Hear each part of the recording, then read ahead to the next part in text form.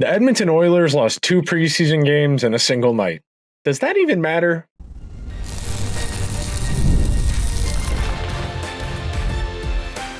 You are Locked On Oilers, your daily podcast on the Edmonton Oilers, part of the Locked On Podcast Network, your team every day.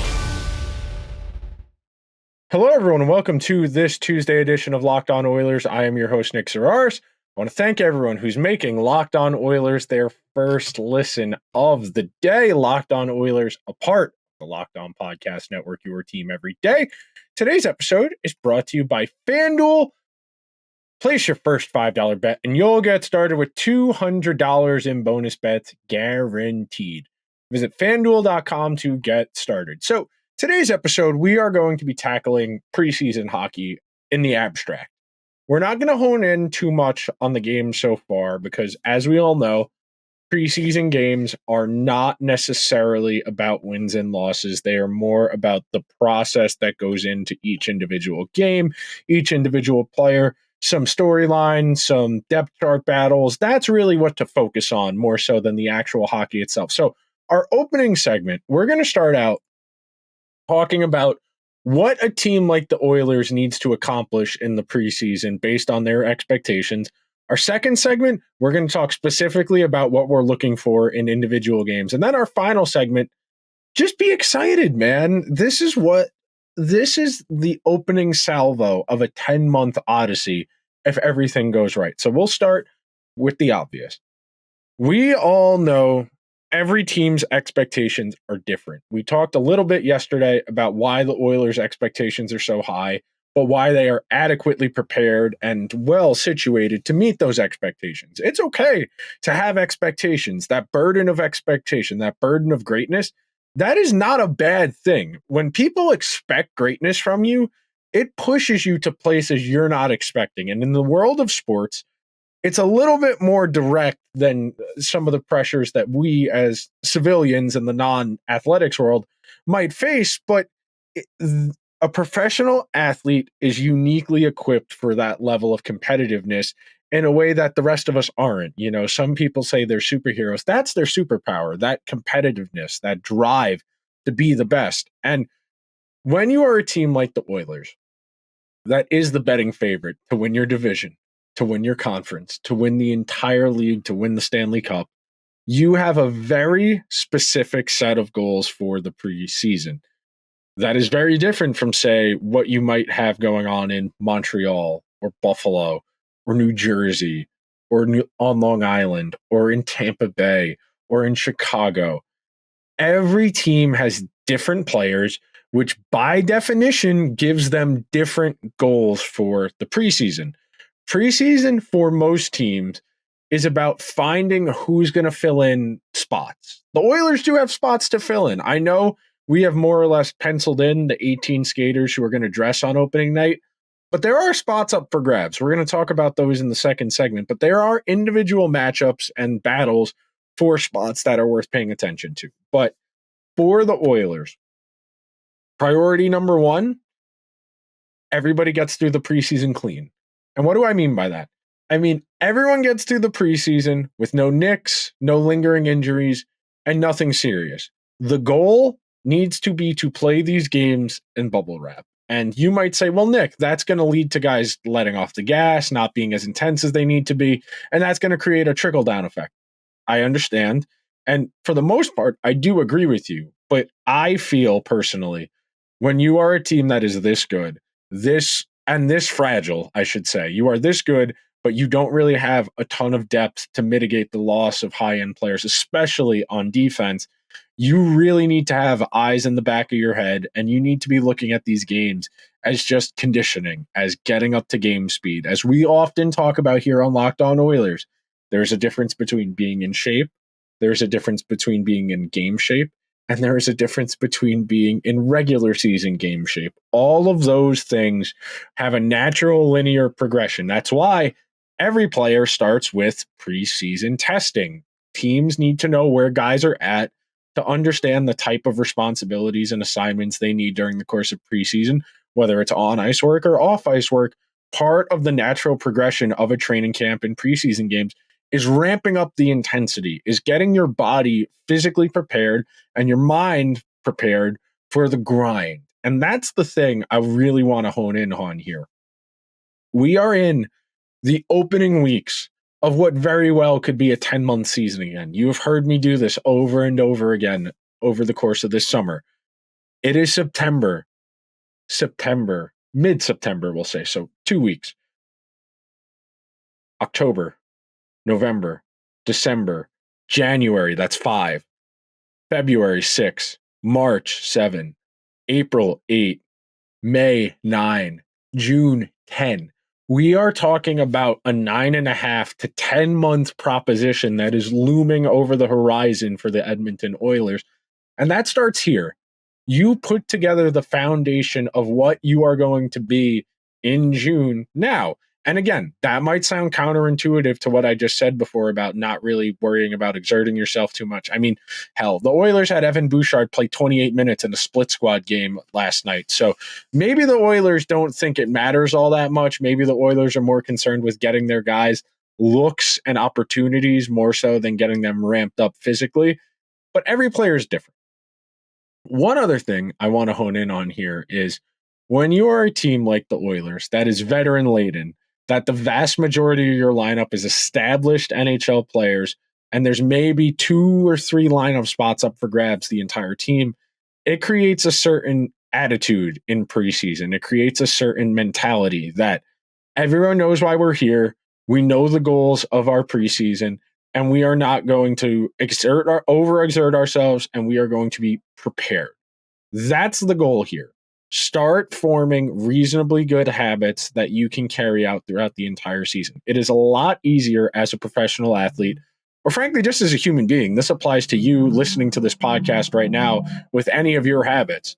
If you start building a good habit, it takes about 2 weeks to sink in, and then you're doing that habit full time, and then it's behavior.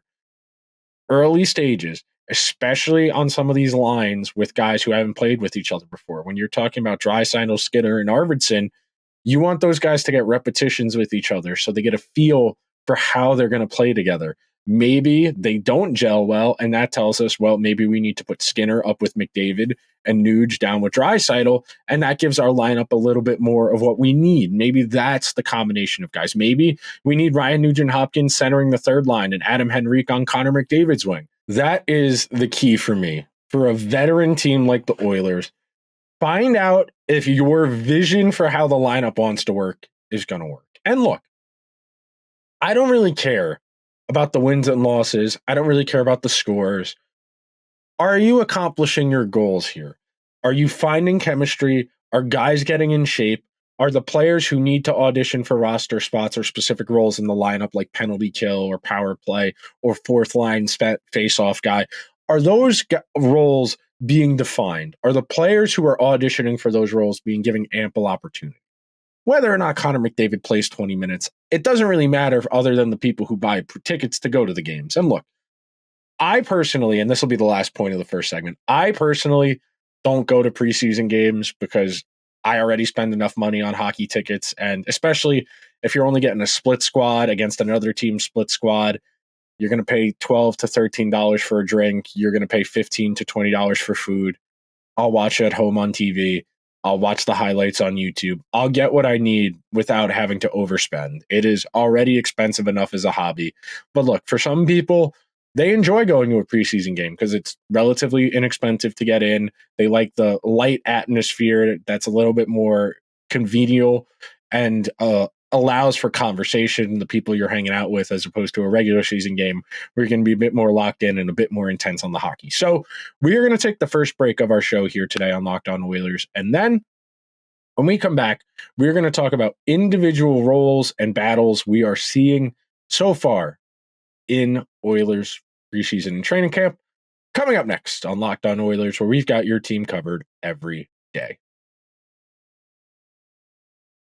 Hey, NFL fans, you can start the season with a big return on FanDuel, America's #1 sportsbook. So when you get a hunch in the middle of the game, you can check out the latest stats, view live play-by-play, and so much more on the same page where you place your bets.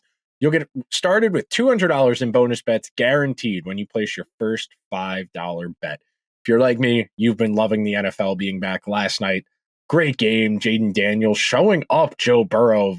Bengals and Washington Commanders, really good, entertaining game. Thursday Night Football. The Dallas Cowboys heading to MetLife Stadium to take on my New York Giants. The Giants are getting 5.5 points as a home dog. Me and my friends are talking ourselves into liking the Giants in that game. The Bengals with an opportunity to stave off 0-4 going to Carolina as 4.5-point road favorites against Andy Dalton and the Carolina Panthers. If you're a sicko, you want to see the Nathaniel Hackett revenge game, the Jets and the Broncos. Jets are giving 7.5 points at home. The best game of the weekend, though, in my opinion, and this is only my opinion, the Eagles going down to Tampa Bay to take on Baker Mayfield and the Tampa Bay Buccaneers. The Eagles are 2.5-point road favorites. And if you want to get in on the action, go and check out FanDuel.com to get started. Thank you to everyone who is hanging out on this Tuesday edition of Locked On Oilers. A little later in the day than I typically like to post, but had something fun earlier in the day. Got to do a little bit of what makes sports media stuff fun. But preseason hockey is about opportunity. And when you are a team like the Oilers that is pretty defined, there isn't a lot of opportunity to go around. So let's run through it. Right now, we are operating under the assumption that the first line is going to be Ryan Nugent-Hopkins, Connor McDavid, Zach Hyman. Yes. Jeff Skinner, Leon Draisaitl, Victor Arvidsson, second line. Yes. Matthias Janmark, Adam Henry, Connor Brown, third line. Yes. Vasily Podkolzin, Derek Ryan, Corey Perry. That right wing spot where Perry is probably somewhat up for grabs because, as we've discussed a lot on this episode, on the show over the course of the summer, I don't think Corey Perry's a player you can expect to play every single game, even if he's healthy at this point in his career. And Derek Ryan, a little bit undersized, a little bit on the older side. Somebody may be able to push him for a spot. On the back end, Matthias Ekholm, Evan Bouchard, locked. Darnell Nurse, Ty Emberson, not really locked. Emberson getting first crack at playing with Darnell Nurse, but I don't think that's set in stone. Third pair, Brett Kulak and Joshua Brown was what started in one of these split squad games. And look, I understand, and I am chief amongst the people who have reticence about giving Joshua Brown that role. From what I understand and what I've read, the Oilers view Joshua Brown as a direct one-to-one replacement for Vincent Desharnais on the penalty kill. And that is the main reason for Joshua Brown getting that first serious crack, even if there is valid reason to be skeptical about that decision. And then Calvin Pickard is expected to back up Stuart Skinner. That leaves a handful of players on the fence. That's Travis Dermott. That's Mike Hoffman. Both of those players are on PTOs. There's Savoie. There's Lavoie. There's Troy Stetcher. Noah Phillip. At this point, I think it's fair to say that Dermott and Hoffman are here as insurance policies. That if someone gets hurt or if there is a really massive underperformance, one of those guys would be given an opportunity. And of those two, I think it's significantly more likely that you would see Travis Dermott make this team because of his flexibility, that he can play left or right side, that he's got quite a bit of NHL experience. And frankly, Joshua Brown, Troy Stetcher, Ty Emberson, none of those players really inspires a ton of confidence at this point. And we still have, 2 weeks or so of the preseason and training camp to organize it. But none of those guys feels like the type who's going to be able to run away and solidify themselves definitively. And having somebody like Dermott, who has NHL experience around as an insurance policy, is just being responsible. I think in the case of Hoffman, I think the only way Mike Hoffman makes this team is if there are multiple injuries to the forward group and they need somebody who can start right away. Otherwise, I'm a bit more skeptical of that. I think Raphael Lavoie could be in play as a penalty killer. I think Noah Phillip might be in play as a Derek Ryan replacement. I think Troy Stetcher is going to make this team as the seventh defenseman. And then Matthew Savoie, I don't think is going to play on the fourth line. So I don't think he's going to really have a chance, in all honesty, to make this team unless he has a great training camp and forces the Oilers to consider playing Janmark on the fourth line and bumping Corey Perry. But I just don't think that's going to happen. So as far as what to look for, number one, look who gets ice time and look who's playing with who. We see how teams prioritize these players based on their opportunities. If teams think a young player is ready to seize a moment, they get a ton of ice time. I watched a little bit of the Ranger preseason game as well on Sunday afternoon, and Filipino got 22 minutes in that game. I don't think Filipino's ever played 22 minutes in a regular season NHL game, but at the very least, it shows that the Rangers want to get him run. Look at the time on ice for these fringe players. See how much Dermott, Hoffman, Savoie, Lavoie, Stetcher, and Kemp play. If those guys are constantly in the upper tier of minutes amongst guys on the team in these preseason games, the Oilers want to get a serious look at those players and see what they can do, kind of a take the training wheels off. Because as much as the coaches and front office are going to be evaluating these guys during drills, when they're inter-squad stuff during practices and what we would consider training camp activities, it's not the same as game activity. You cannot simulate and you cannot replicate game environments in practice. As much as you want to try, as intense as you can make it, it is never going to have that same intensity, because at the end of the day, you are not trying to put that guy wearing the same sweater as you through the ice the same way you would be if it were in opposition. There's being in shape, there's being in game shape, and being in regular season shape. Part of getting ready to be in regular season shape is getting game reps. You would think about it like this. Guys typically in the NHL, they are going to bulk up in the offseason. From the end of the season, whenever that is, through training camp, they are going to put on weight because they know over the course of a regular season, they are going to lose weight. It is really hard to maintain a certain weight over the course of a season because of the intricacies of an NHL schedule. The long hours, the travel, the eating late at night after games, all of that makes it really hard.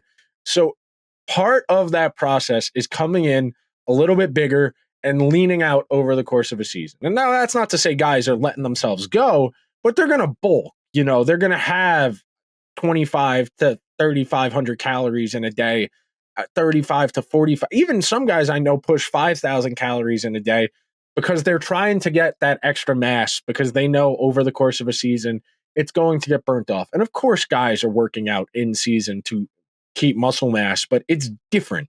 It is fundamentally different, the type of training you are going to do in season than what you were going to do in the off season, because there's a lot more about mobility. It's a lot more about maintaining that functional strength as opposed to maybe a bit more of an aesthetic bulk that you would pursue in the off season.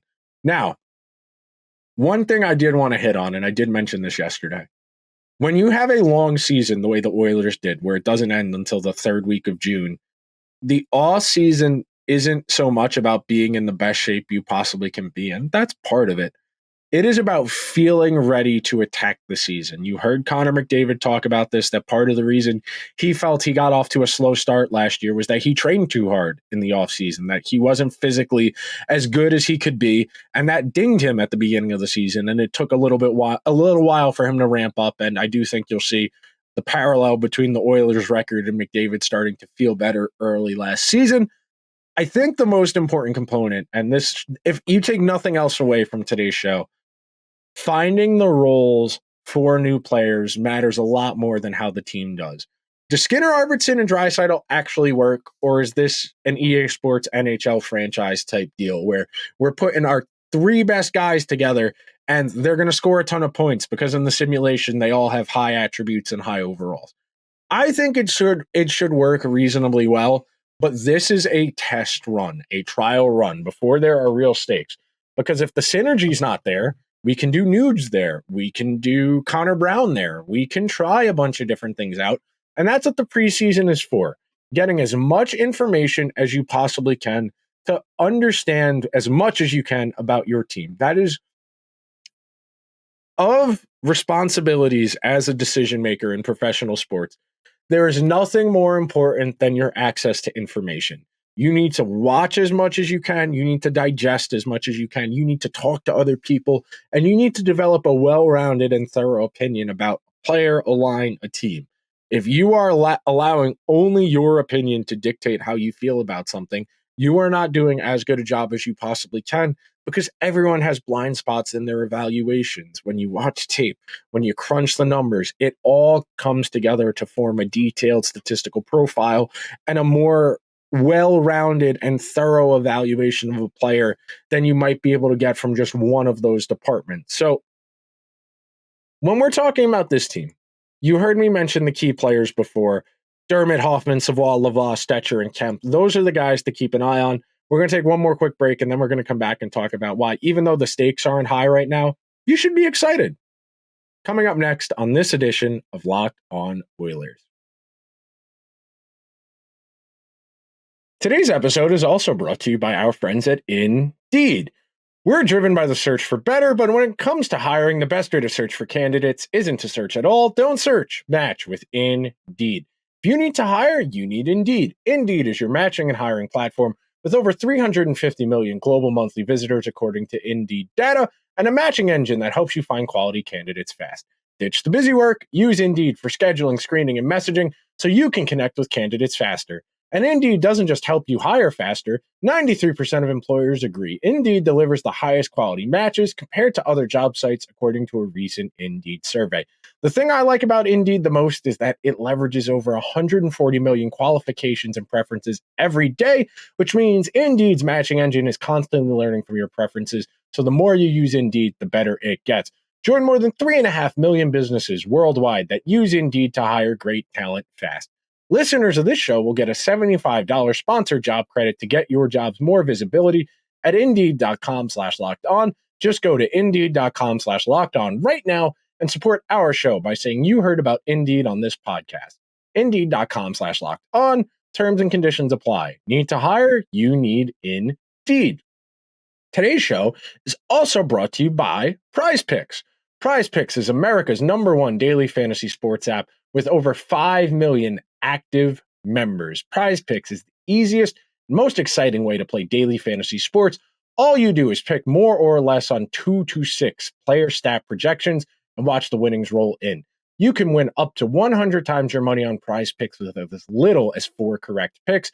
PrizePicks is the best way to get actions on sports in most states, including California, Texas, and Georgia. PrizePicks is the only real money daily fantasy platform with an injury insurance policy so that your lineups stay in play even if one of your players gets injured. If your player leaves in the first half and doesn't return, your PrizePicks are still live. PrizePicks invented the flex play, which means you can cash out even if your lineup isn't perfect. You can double your money even if one of your picks doesn't hit. If you're like me, you have loved what you've seen out of the young Malik Neighbors wide receiver who's doing an incredible job. I have been all over his overs on receiving yards and reception so far in the young football season. Download the PrizePicks app today and use code LOCKEDONNHL and get $50 instantly when you play $5. That's code LOCKEDONNHL on PrizePicks to get $50 instantly when you play $5. You don't even need to win to receive the $50 bonus. It's guaranteed. PrizePicks. Run your game. And thank you to everyone who is hanging out on this Tuesday edition of Locked On Oilers as we get set for the stretch run. And I know saying the stretch run sounds weird about September. This is the stretch run of the dormant era of hockey. Very soon, very, very soon, we will be watching 3 to 4 Oilers games a week for at least 6 months. At minimum, we got hockey, Oilers hockey, through the middle of April. We should have Oilers hockey till at least May. Anything short of like the third week of May would be an utter disappointment, and I think that's reasonable to say on many, many counts. But the last point on today's show is to be excited because this is the start. And teams that have the mana, that have the juice, the energy, the conviction, the power to go all the way, that all starts here. Even if you're a player who doesn't have a great chance of making this team out of camp, you impress someone, you'll get first crack when someone gets hurt. This is hockey. The Oilers are going to go through at least 11 or 12 defensemen over the course of 82 games. They're probably going to go through 20 some odd forwards by the end of the regular season. That's just the way the cookie crumbles. The Oilers are probably going to go through at least 30 to 35 players over the course of an entire season because injuries happen, performances dive unexpectedly, young players do well in other situations in the AHL who deserve a look. And when you are a team as good as the Oilers, you need everything going in one direction. And when you have climbed out of the depths the Oilers were in, And the Oilers, as dark as it gets, prolonged, extended, no playoff series wins. When you go an entire decade of just being bad, it starts to weigh on you. It starts to tax on you, especially as a fan. Like, as great as some of these individual talents are that have come through the Oilers over the years, there's nothing like winning in the National Hockey League. And the Oilers are a team that has the ability to do something special this year. And I understand if you're more like me, where you don't put a lot of stock in the preseason, but I can also understand the people who put a ton of stock in the preseason, who are entirely invested and excited to get back into the routine of plopping down on the couch at 7, 7:30, 8, 9, whatever time zone the Oilers happen to be in, and locking in on hockey, because that's why we're here.